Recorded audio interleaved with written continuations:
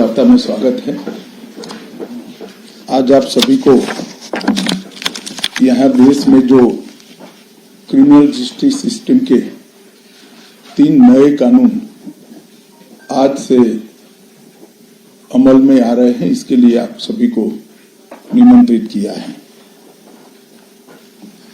देश की जनता को सबसे पहले मैं बहुत बहुत बधाई देना चाहता हूं कि लगभग आजादी के 77 साल बाद आपराधिक न्याय प्रणाली, हमारी क्रिमिनल जस्टिस सिस्टम पूर्णतया स्वदेशी हो रही है और भारतीय इथोस के आधार पर ये चलेगी।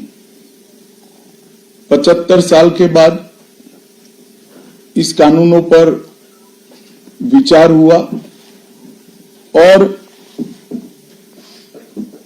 ये कानून जब आज से हर थाने में अपना काम करना चालू करेंगे, तब अंग्रेजों के बनाए हुए कानून निरस्त होकर भारत की संसद ने बनाए हुए कानून आएंगे। दंड की जगह न्याय लेगा, देरी की जगह स्पीडी ट्रायल और स्पीडी जस्टिस मिलेगा। और पहले सिर्फ पुलिस के अधिकारों की रक्षा की गई थी, अब पीड़ितों के अधिकारों की रक्षा और जो कंप्लेनेंट है इसके भी अधिकारों की रक्षा करने का काम होगा। तो एक नए नजरिए के साथ ये तीनों कानून आज सुबह से ही, मतलब कल मध्य रात्रि से काम करना शुरू किए हैं। अब इंडियन पिनल कोड, जिसको आईपीसी कहते थे, 1860 से जो कानून था, इसकी जगह बीएनएस भारतीय न्याय संहिता आएगी। क्रिमिनल प्रोसीजर कोड, जिसको सीआरपीसी कहते थे, जो 1898 से अमल में था, इसकी जगह भारतीय नागरिक सुरक्षा संहिता बीएनएस आएंगे।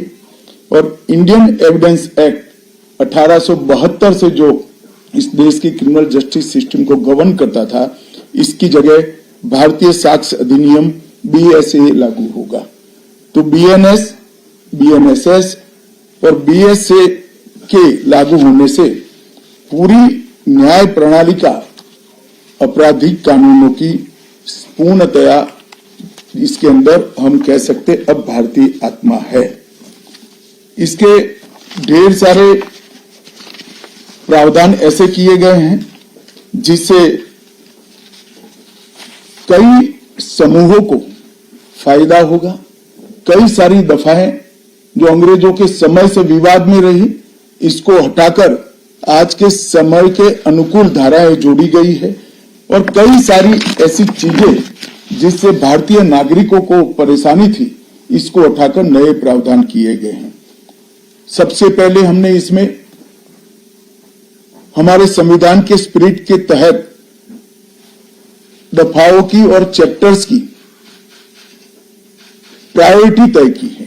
सबसे पहली प्रायोरिटी महिलाओं और बच्चों के अपराध को दी गई है और मैं मानता हूं कि ये करने की बहुत समय से पहले जरूरत थी। एक पूरा अध्याय इसमें जोड़ा गया है जिसमें 35 धाराएं हैं और 13 प्रावधान हैं, जिसमें गैंग रेप के लिए अब 20 साल की सजा या तो कारावास, आजीवन कारावास, नाबालिग के साथ बलात्कार में मौत की सजा, झूठा वादा पहचान छिपाकर शोषण करने वालों के लिए भी अलग से अपराध बनाया गया है। पहले सुप्रीम कोर्ट के जजमेंट से चलता था।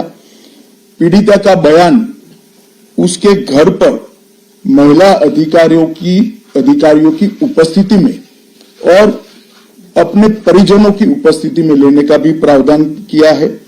और इसके साथ साथ ऑनलाइन एफआईआर की व्यवस्था से भी ढेर सारी उत्पीड़न का सामना कर रही महिला एम्बरेसमेंट से बच पाएगी, ऐसा हमारा मानना है।